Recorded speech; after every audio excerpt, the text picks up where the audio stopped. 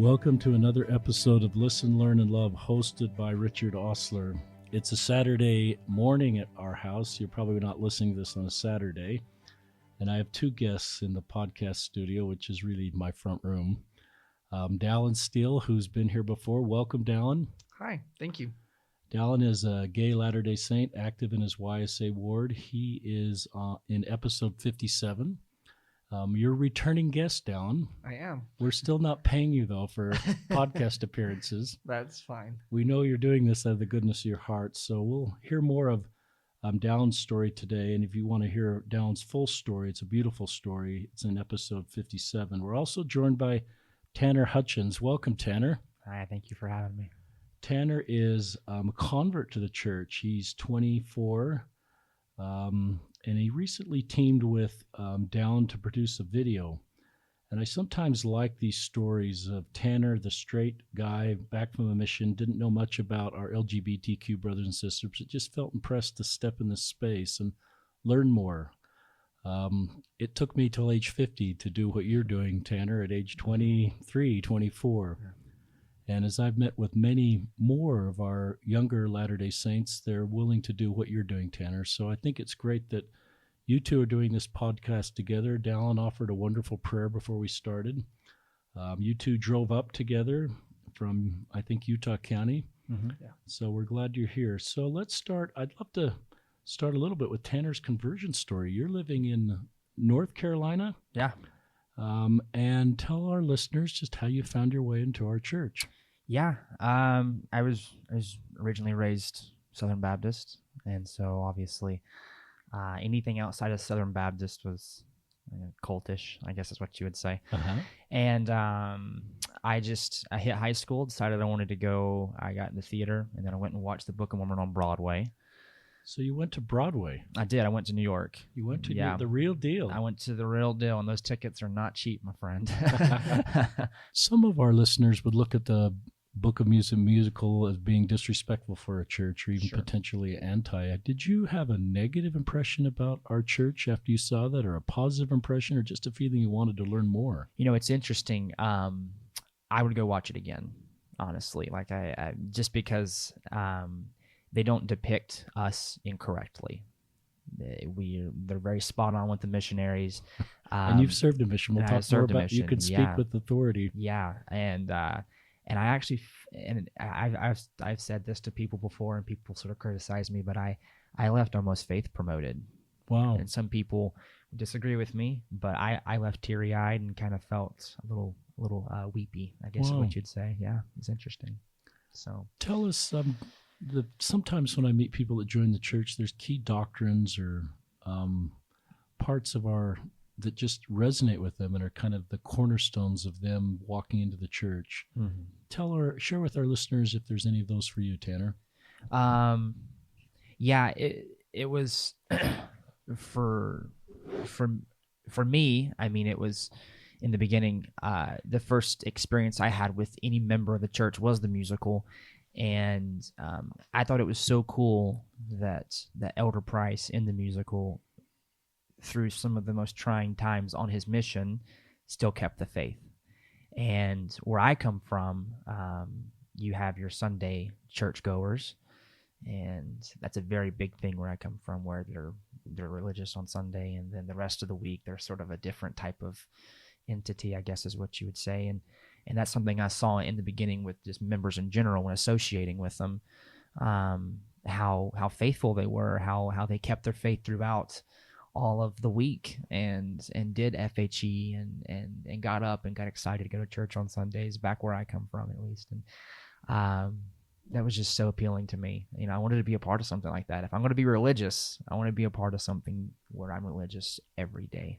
So, and was there some people when they join our church, it's kind of a series of gradual spiritual experiences that one day they just kind of wake up and it's like the morning sun coming up on a cloudy day. They don't quite know when it became light, but it's just light. Yeah. And they know it's time to join the church. And others, it's sort of like the sun coming over the horizon on a clear morning. There's a specific moment where you can see that sun coming over. For you, what was it? Either of those? Yeah, I was struggling whenever I was meeting with the missionaries,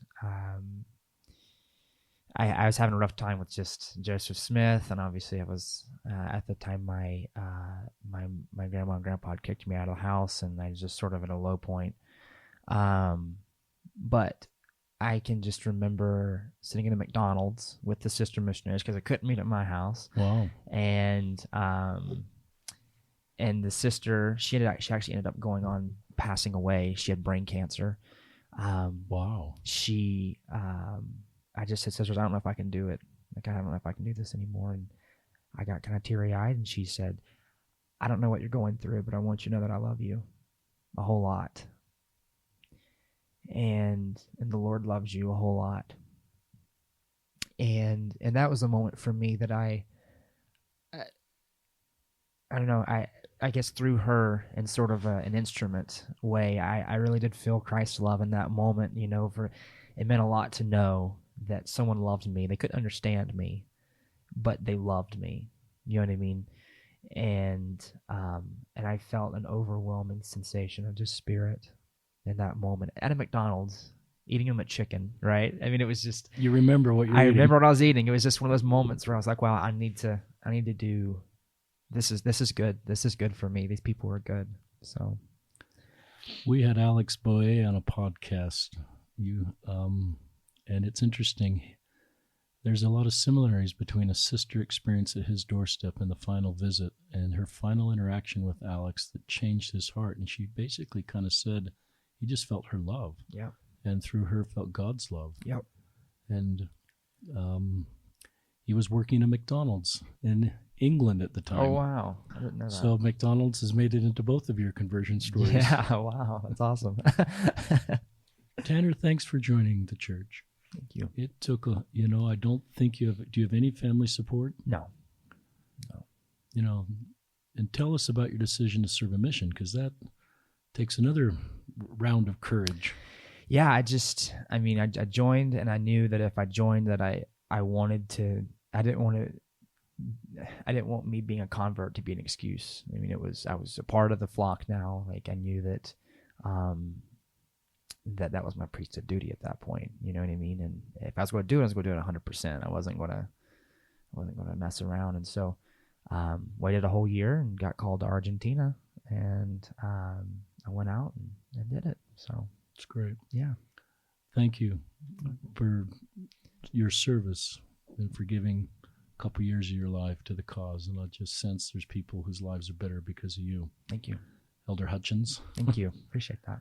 So I kind of picked up your story with the video, and we'll link to the video that you two produced. And I know Dallin was helpful to Tanner as this video is produced, but tell us the story of recently happened of being in a YSA ward. I think you're in a YSA ward, and just that experience. Yeah. So I was just sitting in Sacrament in October. It had been October. And as I was sitting there, Sacrament had just started, and the Sacrament was passed around. And I saw a guy just stand up, probably 3 or 4 rows in front of me. And he got up and he walked back and he sat right down beside of me. And I that's just strange. Like you don't see that very often in sacrament meetings. During the sacrament, he got up, moved from where he was, and sat next to you. Exactly. And he sat down right beside of me, and again, it didn't disrupt my spiritual experience, but I just thought it was strange. You don't see that very often. You see mothers get out and go take care of kids, but this is a YSA ward, it's just not a very normal thing. And after sacrament was over, he put his hand on my leg just very briefly, and he said, "Hey, I'm sorry if I ruined sacrament for you. I didn't mean to get up and sort of like make you have to move or whatever." And I said, "No, it's no big deal. I'm fine." And I sort of asked him, I was like, "Well, like, are you okay? Are you feeling okay? Did you feel sick or something?" And he just kind of looked up at the guy that he was sitting beside of 3 or 4 rows ahead of us, and he said, I just had to move. I felt very dirty sitting up there. And I I couldn't imagine. I thought at this point it was a worthiness thing, and I didn't ask any more questions. I just sort of like sat back, and I wasn't trying to pry. And he said that the guy sitting up there that I was sitting beside of, before sacrament started, he told me that he was struggling with homosexuality, and I watched him take the sacrament, and I felt dirty sitting beside of him.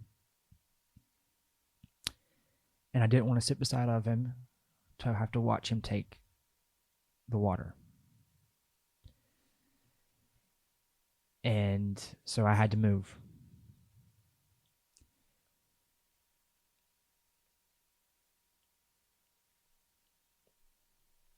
And he just kind of put his head down, and that's all he said. And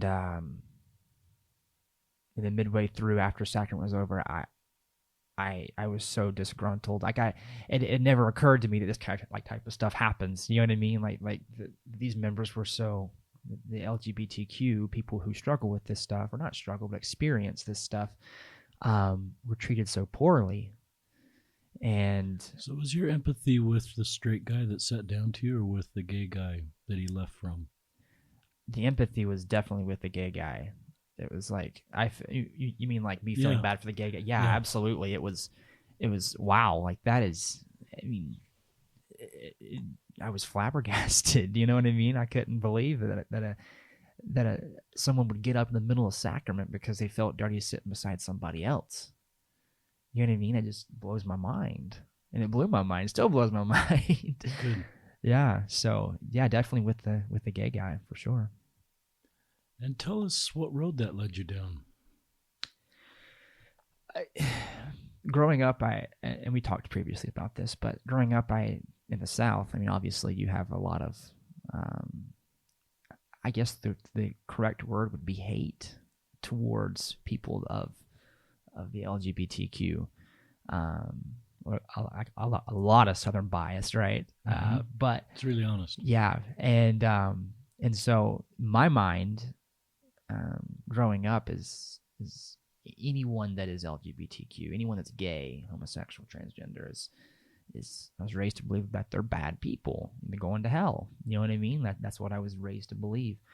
And obviously I got baptized, had a little bit of a different change of heart, way I see things, and but up until that point I wasn't anti-LGBTQ. I just didn't care. You know what I mean? And so after this happened, it was... So that's a fair amount of space that you made before you're sitting in the sacrament meeting. Yes. Of coming from your roots. And I probably came from the same roots, Tanner. Yeah.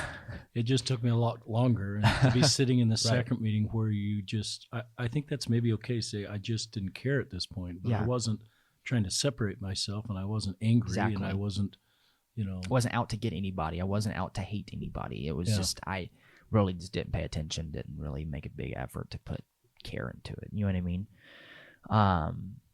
And once this happened, it was like a burning sensation. I don't know how to explain it. It was really more of a, this has got to change in my life, like the way that I see other people, all people, not just the straight people, not just, mothers and fathers and children. It's everybody. I needed to pay attention to how I view everybody. So yeah, it's been a very different turn. Very, very different. So you had that experience, and then you wanted to act on it and sort of make a difference. Walk our listeners through what you've done.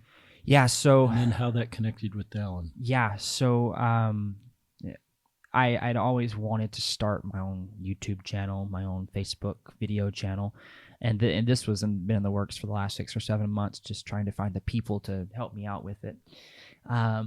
And we had already kind of gained a good following at this point, and we had a set of videos that we were going to release. And after this happened, I knew that we cut everything else, went ahead and filmed it, me telling the story of what happened, and we went ahead and filmed it. We pushed everything else behind Wow. My team and I came together. We talked about how we're going to approach telling this story. What are our feelings on the story? You know what I mean? I didn't want my team to feel uncomfortable with releasing this, and we all were like on board with it. We got to have tough skin, kind of jumping into this realm of media, I guess is what you would say, and filmed me telling the story, my opinions on it, the love for the LGBTQ, and we posted it. And we've been extremely blessed for it. It has been an interesting little ordeal so far. Tell our listeners the name of your YouTube channel. Outcasted. Outcasted. Outcasted. How did you come up with that name, Tanner? Yeah, it started with initially I was literally outcasted from my family for joining the church. And the more I thought about it, this name, we were talking amongst ourselves as we were the team and I, we as a culture, we as a faith really are excluded from Christianity and a lot of the world, and like the way that the world sees us, we are outcast. Every one of us in this room are outcasted. Just the way that Christians treat us and see our doctrines and stuff. And that's sort of how it came together is we as a culture, as a whole, as a faith, I feel like see a lot of oppression. And then just my own story, since I'm the one hosting it, right?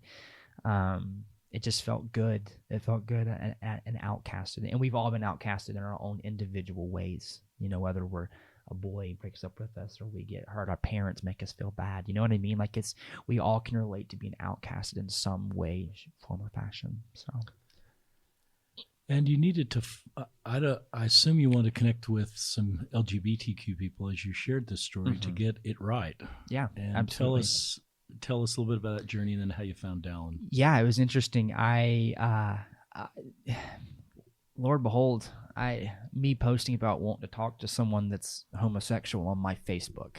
You know what I mean? That. So you posted that on your Facebook. I did. I didn't know how else to find anybody. You know what I mean? So it was a shot in the dark here. Either I was going to post this and get negative reaction, or I was going to post this and find somebody. Lord behold, I posted it, got negative reaction, and I found somebody. So, I mean, it worked out well. But what was the negative reaction? Some people back home was like, why would you want to associate yourself with anybody? Just getting messages, and even some church members, it was like, you don't want to become a part of something like that. You know what I mean? Interesting. And it wasn't a ton. It was probably 10, 15 people that just sort of messaged me or even posted on my post, commenting on it. And there was some people that tagged other people on my post, kind of leading me in the right direction. So it was some mixed variation of reactions. But my friend Madeline just commented on my post and said, hey, Dallin is a good resource. If you ever want to reach out to somebody and learn more about the community, then he's a great resource. And I probably had... there was a lot of people that commented on there, just tagging other people in there. That's cool. And I don't know what it was. Dallin looked like he was I saw his Facebook profile picture, and I had spoke with some other people too, but Dallin was the most willing to talk to me. You know, I don't know whether it was just our conversation or what it was, but Dallin just stuck out. And he's the one that I wanted to meet with and kind of ask questions. I didn't feel like I'd be judged or hated on because I'm straight, or I didn't feel that way. I felt a very good feeling from Dallin. Dallin, tell us about getting tagged in this Facebook post and wondering what's going on here in your journey to, talk to Tanner about this space. Yeah. So I just clocked out for lunch. And I looked at my phone, and it said that Madeline had tagged me in this post. I actually trained Madeline at my work, and so I had been her supervisor for a little bit before she got moved on to a team. And so I was wondering, because she's never tagged me in anything before, and I was wondering what it was. So as I was heating up my food, I just looked through it, and I saw that...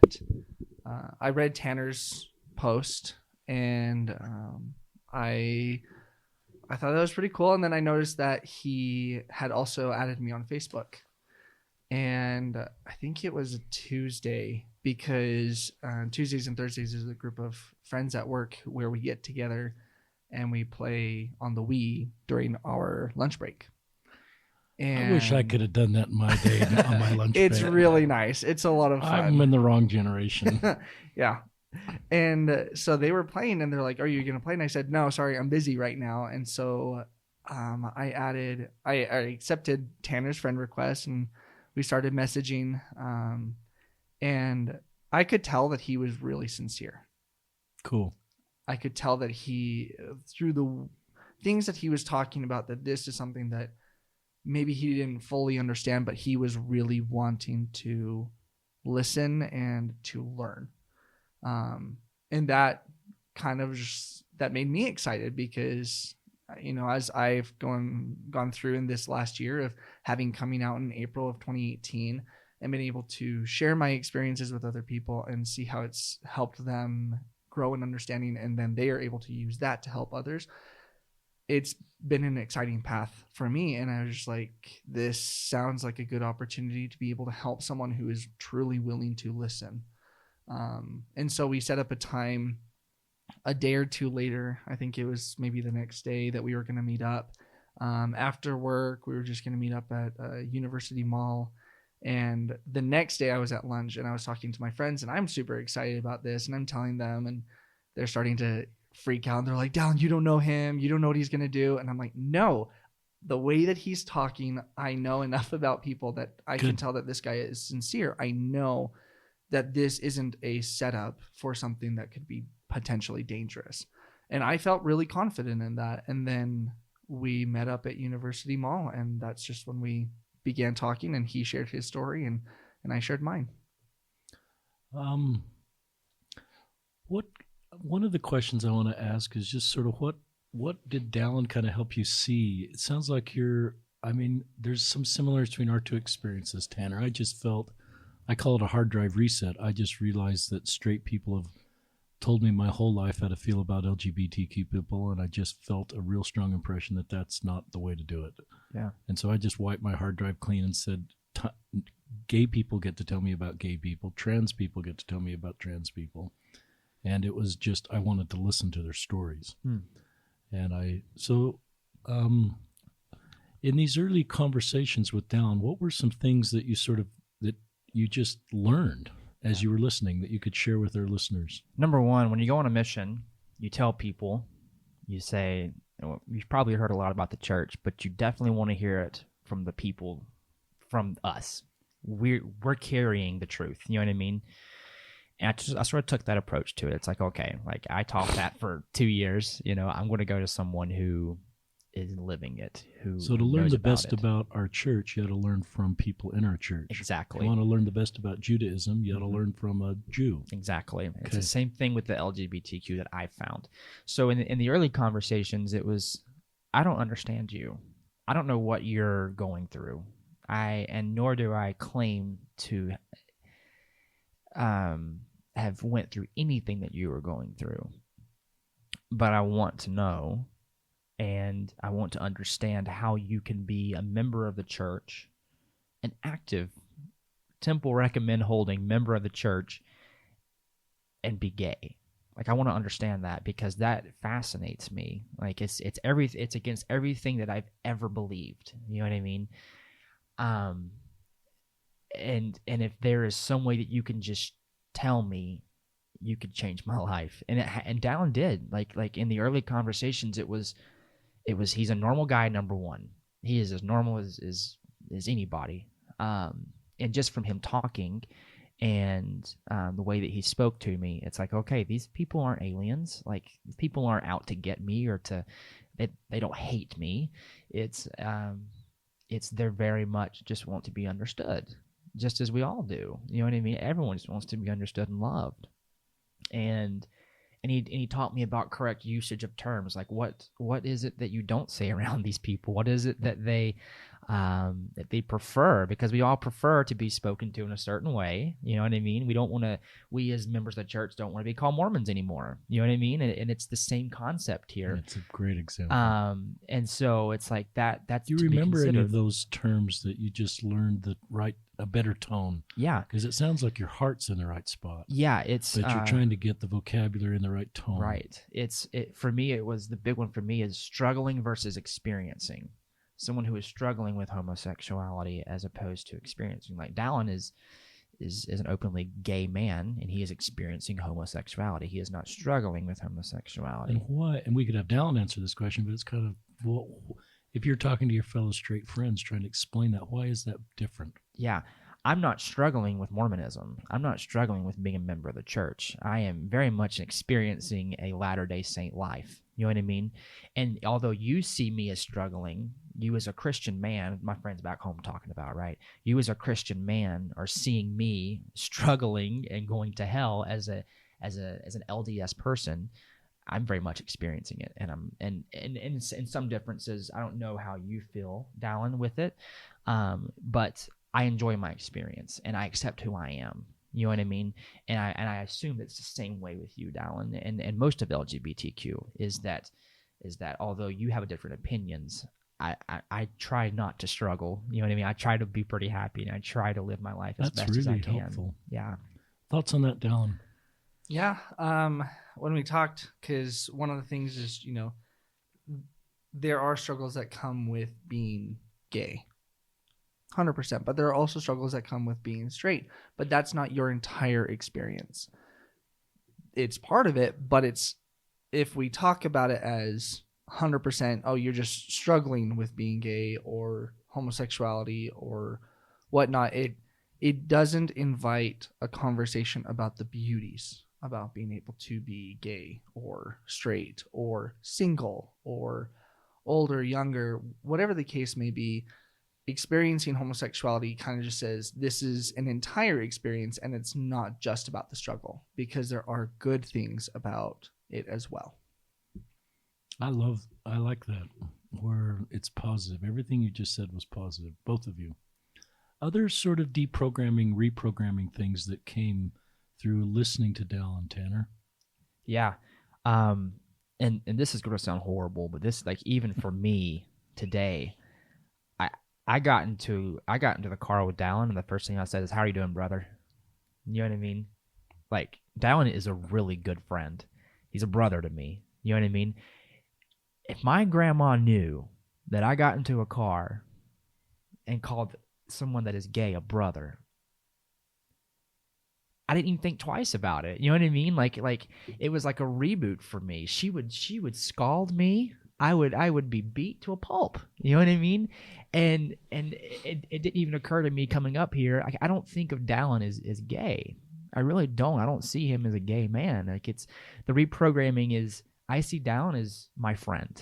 I see Dallin as someone who has an experience, who has a life, and who has struggles just like I do, and they're very different struggles. And so I don't classify Dallin as a gay man. I classify Dallin as my friend.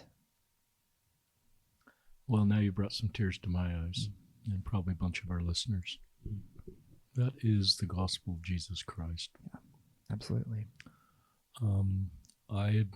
Thoughts on that, Dallin? Oh, man. I was born in South Carolina, and so, yeah, but we moved here to Utah when I was 5, and the horror stories that I have heard about being gay and living in the South, I count my many blessings, and that's definitely one of them, is that I got to move from the South to Utah. And I mean, my home ward, unfortunately, a lot of the leaders there weren't exactly Your home ward back in South Carolina. In American Fork. In American Fork, Yeah. gotcha. We Okay, moved back from here. South Carolina to American Fork. And me growing up there was a lot of homophobia and misunderstanding about it. But I definitely don't think it was to the extreme that there would have been had I actually grown up in South Carolina. And I think it's amazing to me that Tanner has already gone through this experience of being outcasted from his family, and that he would do something that could make it even worse, and that would if they were aware, because it's hard to not be with your family, especially when you want to love them so much and they mean so much to you. And I have come to really appreciate my friendship with Tanner, and even more after listening to this podcast, because some of this I didn't know before. And to me, he's an even greater man that he would do something knowing that it could put him in the greater jeopardy of being able to have a relationship with his family during this time on earth, just so he can call me his friend. And that means a lot to me. It's huge. Tanner has kind of already made me cry multiple times from the stories that he's shared and his desire to make the world a better place. And it just continues to just think that he would lose something so big, and that's because he's just trying to be a better person. Talk about how the video is being received, Tanner. Dallin and I were just talking about this coming up. It is as expected, right? The first couple of comments you had some. It started off pretty bad, honestly. It did on YouTube, at least. Had some people get on there and start cursing and name calling, and it was interesting. But as time went on, probably I would say 95% of all the comments, of all the interaction, was positive. We had some big name, well-known name people in the community reach out to us and say, "Hey, Good. Thank you for what you're doing." And even my team was just like, we were ready, like we had our shields on, you know what I mean? We were ready just to have to be tough-skinned on this one, but it was positive. People that I had multiple people, and obviously I won't say who, would say, "Hey, like I don't know about coming out right now, but I feel comfortable enough in telling you guys that I am gay. And these are things that I am currently going through, but thank you."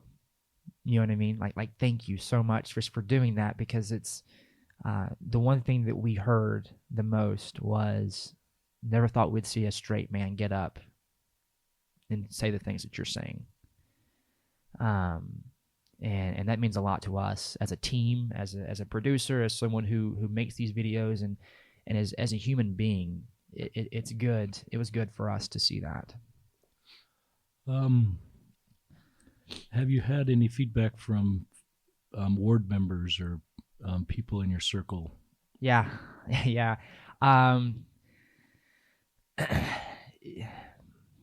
Yeah, I mean,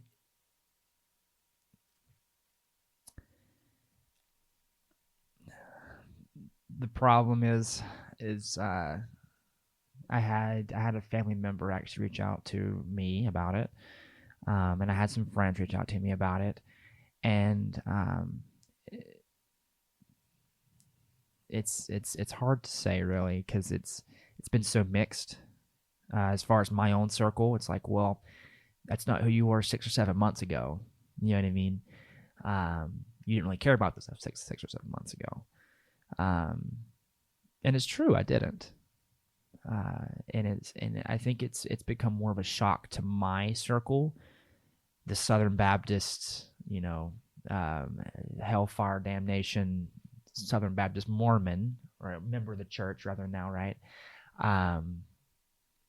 Standing up for LGBTQ. It was, for my circle, for my camp, it's more, that's not your place. Interesting. You know what I mean? It's just not who you are. What's your response to that, Tanner? My response is that Christ can change anything, including hearts, and the way that we see the world. That's the whole reason that Christ died. You know what I mean? It's to progress, is to see things differently. If we stay in our close minds all of our lives, if we stay close-minded, right, we're not progressing. We're not moving forward. There's so much out there, knowledge and perspectives that sculpt who we are. And I feel like in doing so, I would even say, besides my baptism, this sort of surgence in my life of late has changed me more than anything. That's cool. Aside from my baptism, anything, this experience, because it's, again, I never in a million years thought you'd be standing up for homosexuality. Not for homosexuality, but for the LGBTQ. Yeah. What is it? How do you feel when a gay closeted person reaches out to you and just sends you a kind message? Out of place. I'm not going to lie about it. I do feel out of place. I was telling Dallin coming up here, I'm like, I should have known better posting something like this. We were so just trying to get it right and trying to do things correctly. But the first couple that reached out to me, I was like, dude, I have no idea what to say to you. Like honestly, like I have no clue as to what to say to you. And I did the best I could. You know what I mean? I'm not as to say that they aren't invited to reach out to me. I have an open communication line, and I'll respond as best I can. But don't be shocked if you don't get the response you're looking for, because I'm still learning. You know what I mean? I really am learning. What a great answer, though. Dallin, thoughts on that? Through my experience with Tanner, it's actually been great about being able to see him continue learning. He, after we met for the very first time, he actually invited me to come to the production of the video that he was going to post.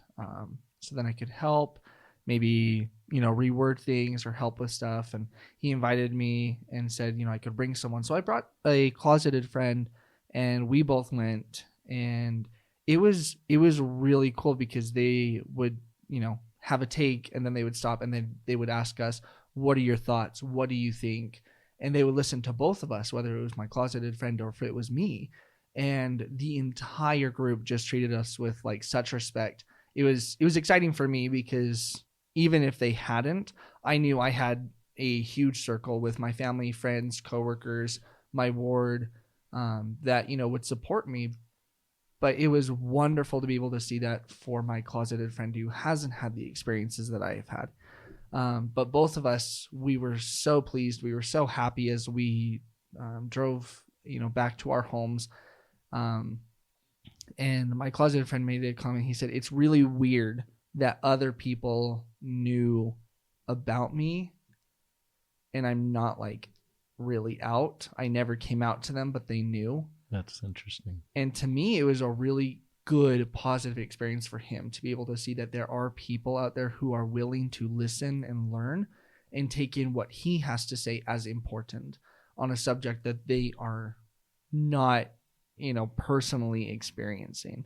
But the thing that's really impressed me is that Tanner continues to learn. And as he's trying to learn, he tries to do it with as much, I don't know how to say it, gumph as possible, just like trying to understand, even though he can't fully understand in certain ways, is that he's always trying to learn. And those are the most important kind of people to me.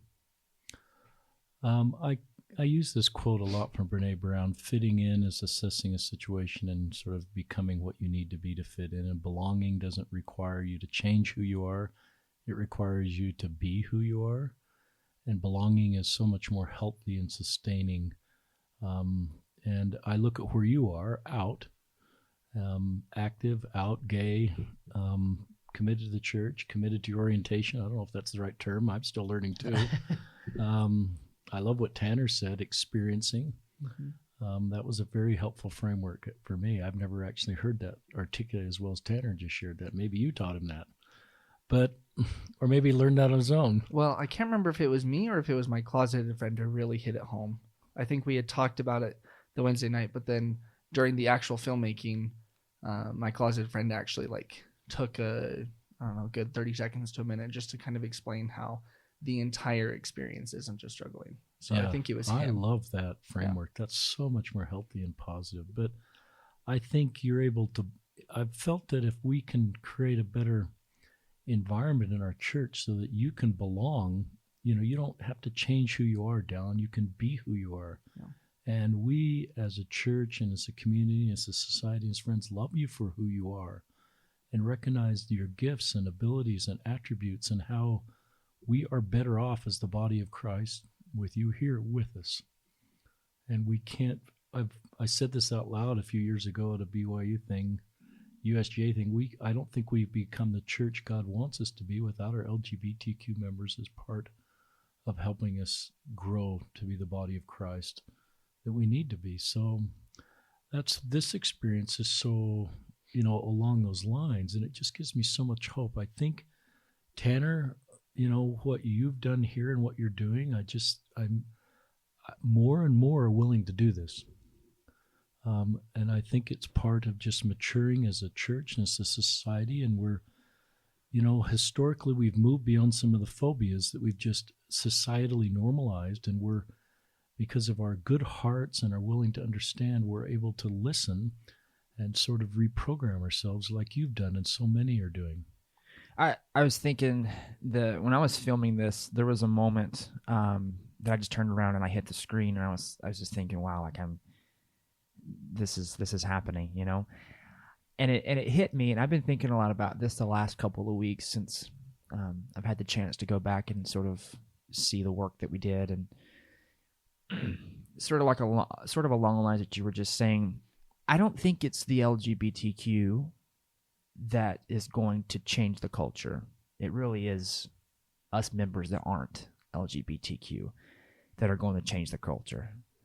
Because Dallin and the LGBTQ are who they are, and I would hope a lot of them know who they are. It's the acceptance that's going to change the culture. We can't do it without it. I feel like, but it's the ones that are married and have kids, and the straight males and females that can make this a really good thing, and it's. I see the potential and the culture that we are as compared to like the early 90s, the Bruce R. Era of the church, and it really is us that can change it, and that I feel like have to change it. And when I think of change, some people ask me, well, are you hoping our doctrine changes? And I have no idea if I'm not inviting our doctrine to change or asking our doctrine to change, believing it'll change, but I think the change I'm seeing is at a cultural level where we just fully understand the road each of our members have, and then are be able, because we've listened, to be able to bear their burden, understand, and fully minister to everybody. So when you say change, do you want to elaborate on that, Tanner? Yeah, and Dallin too. I made this very clear to Dallin whenever I first started that I do not support the act of homosexuality. Right, that's not something that I do. That is just not who I am. What I mean by, I think it goes back to what we were talking about earlier, is that there is no reason why a straight male cannot get into a car with a homosexual male and look at each other and have a good time and go out and have a bro date. You know what I mean? Like that should be something that is okay, and people shouldn't look at the LGBTQ and classify them as LGBTQ. You should classify them as a child of God, and that's something that I feel like, I'm not saying that all members do that, because there are very good members who accept and love, but there are still people who do that, you know what I mean, who really do look out and see people differently because of their orientation, and that to me, I don't think Christ would have shunned somebody because of their orientation. I think he would have said, actually, no, you more than anybody need to get over here, and I'm going to love you. You know what I mean? I agree with that. Yeah, absolutely agree with that. And so that's what I'm talking about. I'm talking about the culture change. I don't think doctrinally that I don't know. I can't speak for the brethren, right? But I can speak for us as a culture. I feel like is that's the change that I'm hoping for. Thoughts on that, Dallin? I agree. I leave the change in the doctrine to the Lord, and I just leave it as that. And whatever the Lord sees fit is what the Lord sees fit, and some people do want changes and some people don't want changes in doctrine. And I think it's just a dangerous game for me to jump in and be like, oh yes, I think it should, or no, I don't think it should. I've just kind of come to this point where I'm like, it's up to the Lord, because I don't know everything. There's a lot that he still has yet to reveal. And I don't know what those things are. He does, and he'll let us know when we as a, human race, as his children, when we are ready for those new revelations, then he will reveal them to us. I actually do really fully agree with what Tanner said about how the LGBT people, we really aren't the ones who are going to make the change, because the change has to happen individually in each heart. And I have a friend that, will just say it's one heart at a time. And it's not my heart that continues to change, even though it does. But it's the straight people whose hearts continue to change. I just think about, my ward experience in my singles, YSA ward right now. And you're out. I am. Yeah. So your YSA knows. You may not announce it every week in church. No. You don't wear a sign, but you're out. Yes. And most of them know. I'm pretty sure most of them know. And they've treated me with love, and they've started to ask a lot more questions, and I've been able to build more friendships, and their hearts get to be changed. And it's interesting to see their thoughts and ideas be challenged, and then they realize that maybe they have been wrong the entire time, and that maybe they do have yet a lot to learn. And the changing of the culture is going to be those who can have more control of the culture, the ones who actually have the privilege, and things that aren't as so greatly outcasted. And so the change just happens in the hearts. And I feel that we just need to be more understanding in this. Recently, in my last YSA state conference, we had a 70 come out, J. Devin Cornish, and he did a Q&A for the adult session on Saturday night. And it was mostly about the new Saints book that the church just released. But someone asked, I think it was the very first question, or it was the second question, how the church feels about LGBTQ plus people, and how can we be more inclusive to the LGBTQ plus people. And his answers were beautiful. He said he doesn't know if there's any one reason why someone is gay or not. And he said this subject calls for all the compassion in the world. And that meant a lot to me. I mean, I was out by that time, and I was sitting next to the Leaf Society president and the activities co-chair, who definitely knew we had talked about it and everything. And it was really interesting to hear, because, that, like Tanner said, back in, early 90s, kind of like, that was definitely not the kind of thoughts and feelings and answers that a general authority would have given. But he said this calls for all the compassion in the world. We're all still learning, and we all still need to continue learning. And they have a lot to teach us. Great answer. Great answer. Tanner, one of the things that you're pretty comfortable in your own sexuality. I think to be able to be around LGBTQ people, I don't know. I think to be comfortable in my own sexuality 30 years ago when I was your age, the culture was to be aggressive towards LGBTQ people. That's how we sort of proved we were straight.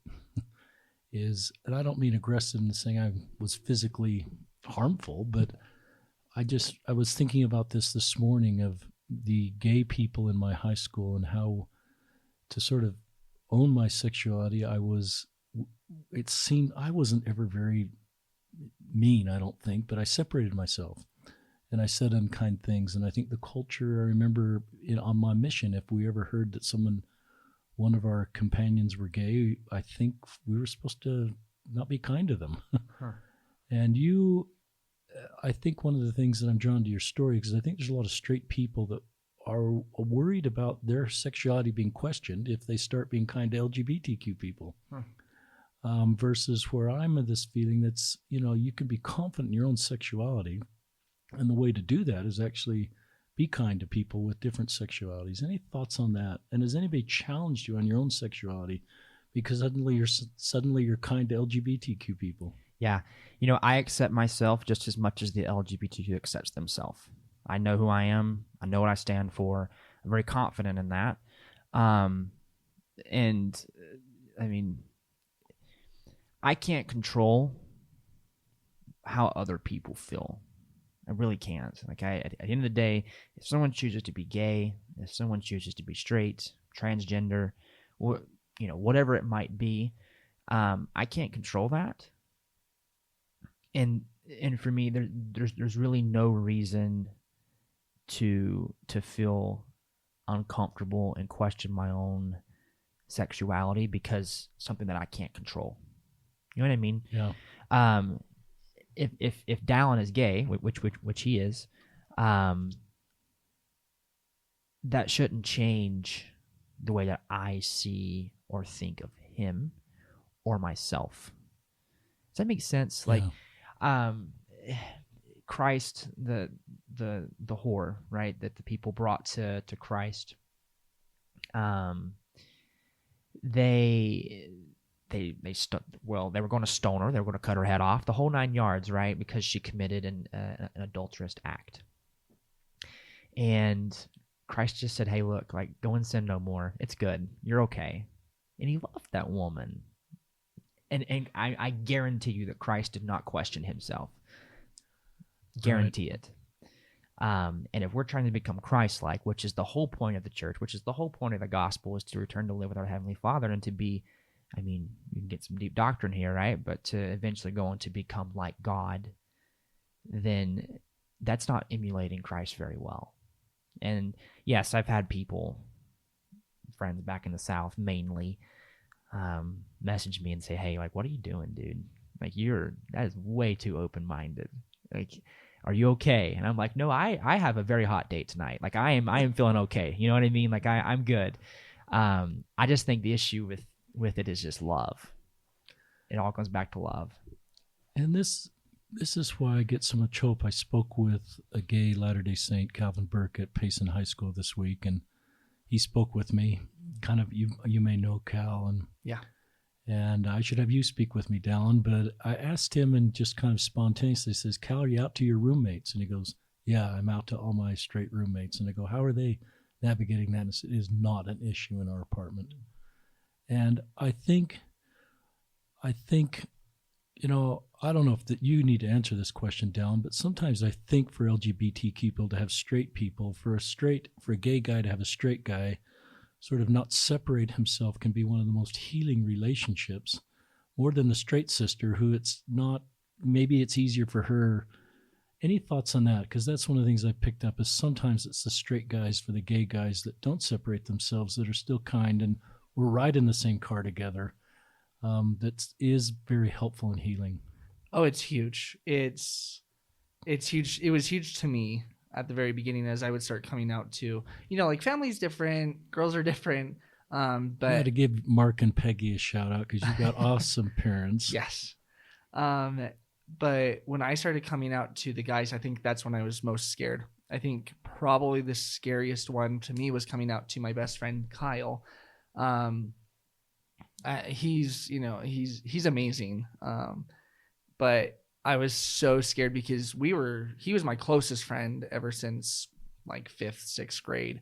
And this was, oh gosh, I don't know how long ago this was. This is like 3-4 years ago. And I was so scared that he was going to leave. And or question the nature of the friendship. Yes. And wonder if somehow this was weird or not a real friendship. When my transgender brother came out and started, you know, his own path of truth, some of his closest friends they came over and separately, and they would then like testify of the Book of Mormon and just be like, "I know, you know, that the Book of Mormon is true and that the church is true, but if you're going to continue down this path, I'm not going to affiliate with you anymore." And that broke his heart. And that scared me because then I saw that, and I was still closeted at the time, and I was just like, there's no way I'm going to ever tell my best friend. There's no way, because I can't lose the close friendship that I have with him and his family that I have built. And for me, sometimes even still, if there is a, new guy, whether at work or at church, sometimes I wonder, how is he going to react? Am I going to, have him separate himself? But one of the great things is usually whenever it's being talked about, because I'm super open about it, it's usually in the midst of other people in my ward, and they laugh at my jokes or whatever. And so then usually guys and girls will be able to realize, oh, okay, this is something that they're okay with, and this is something that can be normal. But it's, especially at the very beginning of me coming out to my straight male friends, it was really scary. And it was very healing that they did not separate themselves, but that they loved me even more as their friend.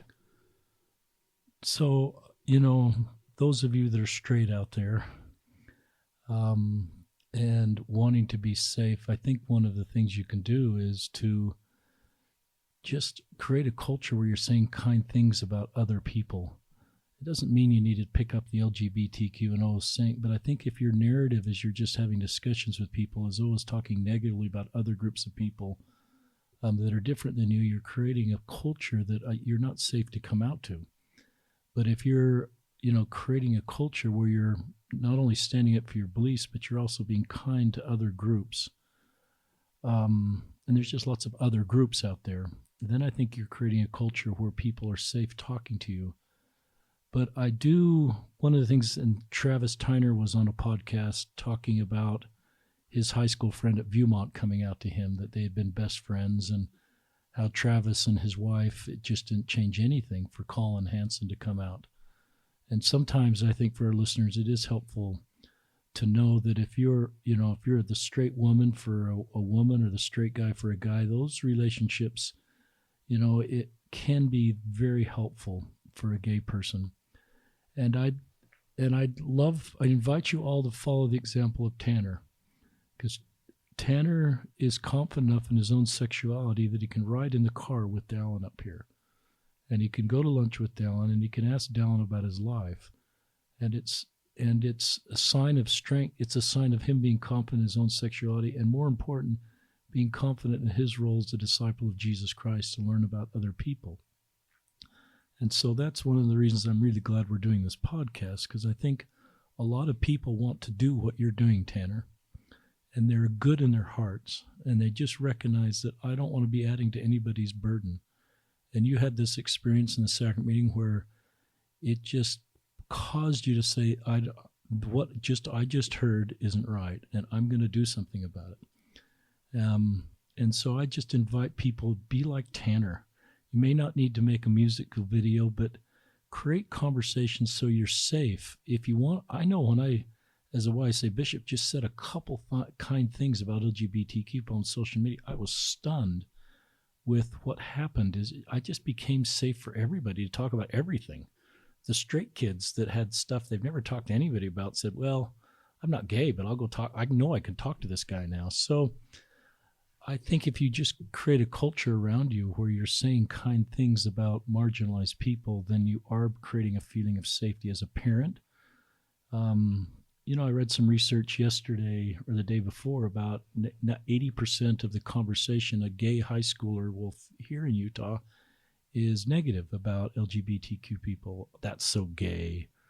Just some of the things that we say that are just negative. And if you hear that your whole life, how does that make you feel in your ability to talk to people? So Dallin has an incredible story, and he's taught me so much, but I think there's a real message in this podcast that I'd invite our straight listeners. You can do what Tanner's doing, and you can go find LGBTQ people. You can't learn about LGBTQ people I think this podcast helped because you're hearing a lot of LGBTQ stories, because not everybody has just a lot of LGBTQ people, but I think social media is a great way to connect with this issue. And if you say kind things, or you post to the LDS Living article of somebody coming out who's gay, or some of the things that LDS Living has written, or Elder Holland's Ensign article where you read the story of a gay LDS member, and if you just even take church content that's kind to LGBTQ people, put that on your social media, you may create a culture around you where people are safe coming out to you.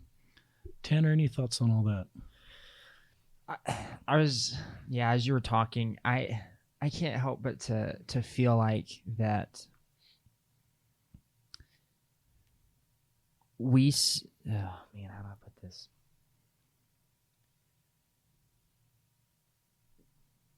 We sometimes forget that what we believe is loving everybody. That is our faith. There's nothing in the scriptures that say treat everyone with kindness except. That word accept isn't in there. It is literally everybody, regardless of orientation, regardless of skin color, regardless. It is just it's a moral obligation and a faith obligation, I feel like, for everybody to try to accept, right? Like even as hard as it is sometimes for some people, but to at least attempt to and try to accept other people. And it's a beautiful thing that we get to love people that are abnormal, because that's all that Christ ever did. He wasn't with the perfect. He wasn't with the ones that are thriving and the rich and the ones that are like religious leaders. He was with the ones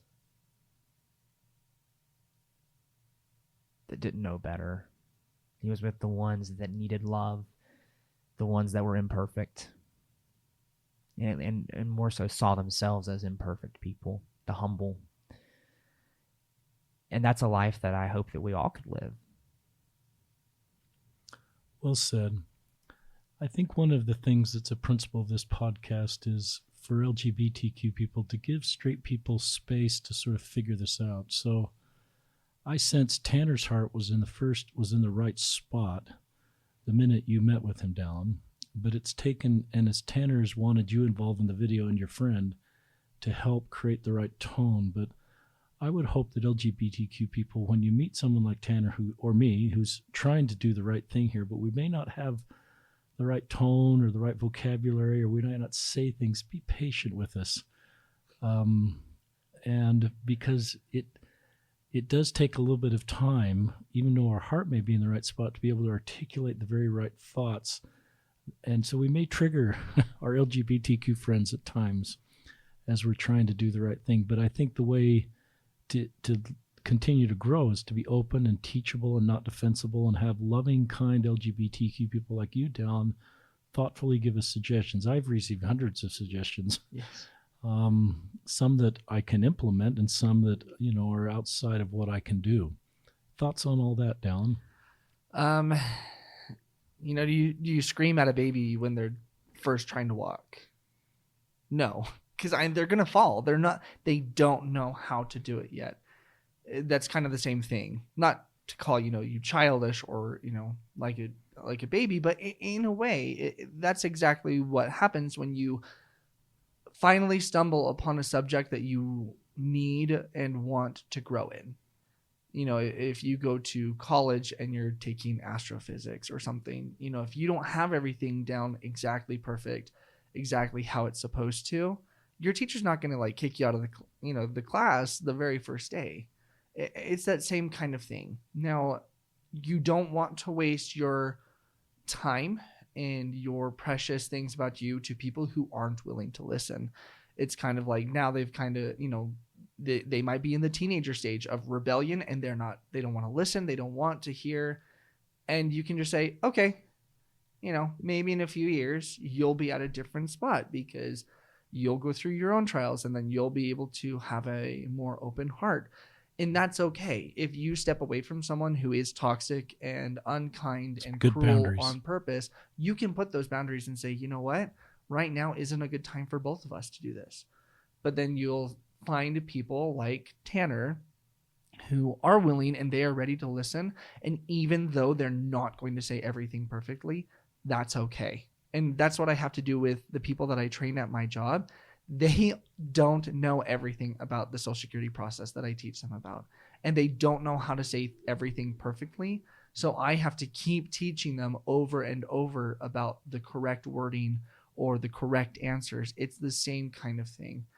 And again, yeah, put those boundaries, but also I feel that, there's been a lot of hate, there's been a lot of frustration, there's been a lot of disconnection between, the LGBT community and the straight community.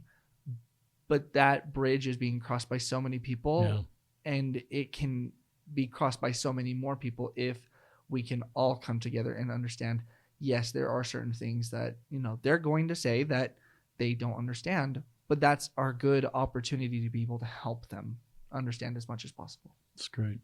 Any closing thoughts, Tanner?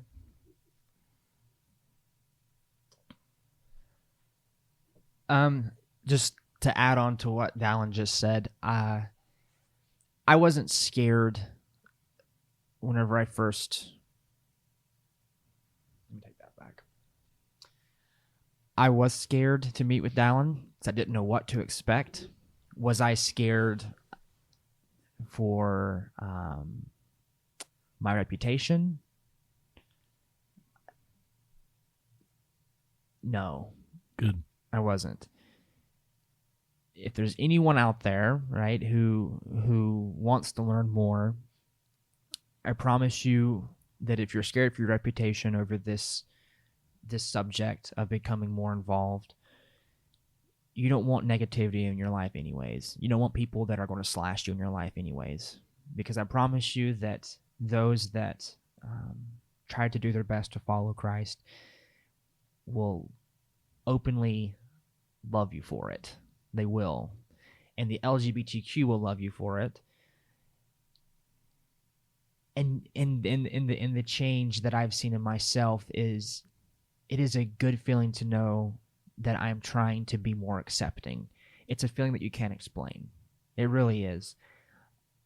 And it makes me feel almost silly for being close-minded before. It's like, what in the world was I thinking? Like, you know what I mean? I look at everyone in the chapel on Sunday. This past Sunday, I looked around and I thought, everybody in here is a sinner. Everybody is. Not just that gay guy up there in the pew. Everyone here is here for a reason to be better.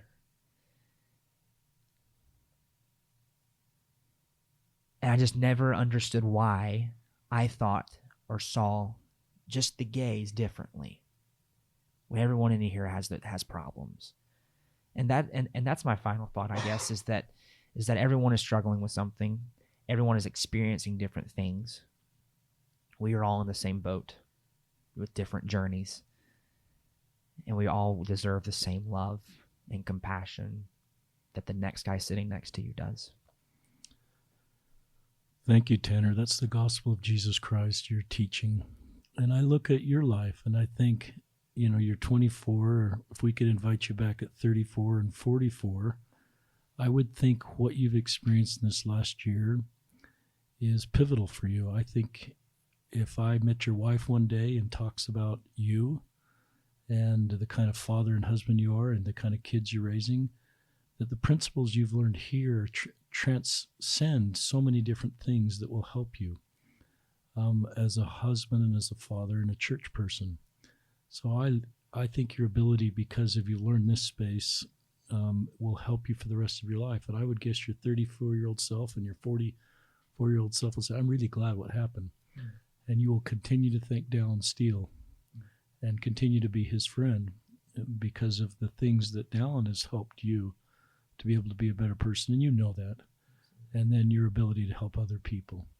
So what's happened here to me isn't just a fleeting moment. It's a paradigm shift for you and your ministry and the kind of person you are and the kind of life you're going to live. And so I share that with you, just my feeling about you, to give vision for other men and women, whatever age. I guess I'm thinking of our younger people especially, but any age, to be able to do what you've done because it's healed your heart.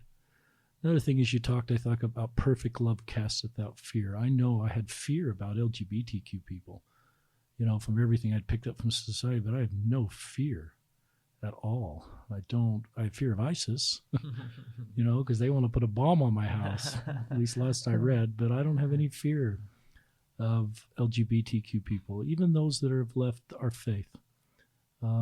unless they're actively spending their time, trying to tear down and destroy my faith. But even those that have left that are just trying to do the best they have in life, I'm not fearful of those brothers and sisters. Dallin, we'll leave you with the final remarks. Oh, wow. Just this entire experience has been really wonderful for me, to be able to, the experience of helping Tanner and being part of the video. Yeah, that's great. But being his friend has meant more. Something I really hope that, people can understand is just, this isn't the LGBT versus the straight. Like, I love my straight friends with so much, there's just so much love for them. Most of my best friends are straight. And, I have close friends who are also gay. And a habit that I started, I don't know, maybe a few years ago, is sometimes I'll look at people, whether they're my friends or I have no idea who they are, or they're just barely acquainted with me. Sometimes I like to look at them and I wonder what this person struggles with. As horrible as that might sound to me, it's just I look at this person and I wonder if because of their laugh, or because of acne, or because of a scar above their eye, I wonder if that's really hard for them.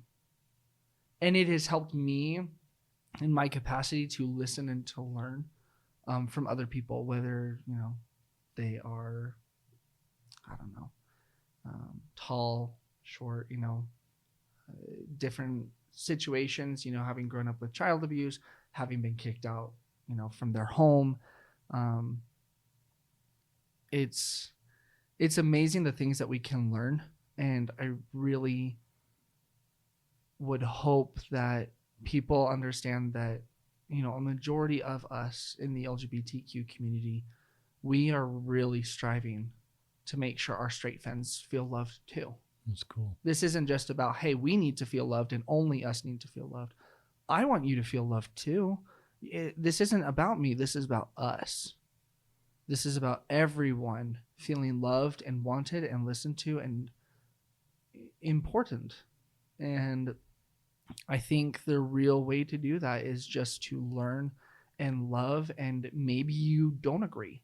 I have a coworker who's Muslim, and he has told me about some of the traditions, and I think it's great. I think it's awesome. He's one of the most comfortable straight men around me, and he's amazing. And I've been able to learn from him, and I'm not converting to his religion, and he's not converting to mine. But I'm able to take that opportunity to learn from him, and we treat each other with such respect. And I think it's the same in kind of any situation. You can learn from another person. And the biggest thing for me is I really want straight people to know that I still love them. Just because I'm gay doesn't mean that suddenly now there's a wall. No, I still love you. And I hope that, when we meet, that you'll love me too. Yeah. Or that, even if you don't, it's fine. It's whatever. You can find other people who love you too. And that's okay. But just, we're ready. We're ready to just let you know about how much we love you and how much we appreciate you, even if you have a lot to learn. Thank you, Tanner, Hutchens, Dallin Steele, for joining us and sharing this journey together with our listeners. I hope thousands of people listen to this podcast. I hope more people come to your YouTube channel, Tanner, called Outcasted. And this is a great story, and it just gives me hope. These are sometimes some of the highlight spiritual experiences for me of the week. Sometimes it takes a little mental energy to sort of know another podcast is coming, but it takes about 8 seconds. It started with your prayer at the beginning of this podcast, Dallin, and I just thought, I'm so glad that you two are here and we're having this conversation. And I've had some tears in my eyes, and I've just felt a great spirit. And to me, that's the gospel of Jesus Christ. And I hope that comes through to our listeners. And thank you for listening, and thank you, Dallin and Steele, Dallin and Tanner, for joining us on another episode of Listen, Learn, and Love.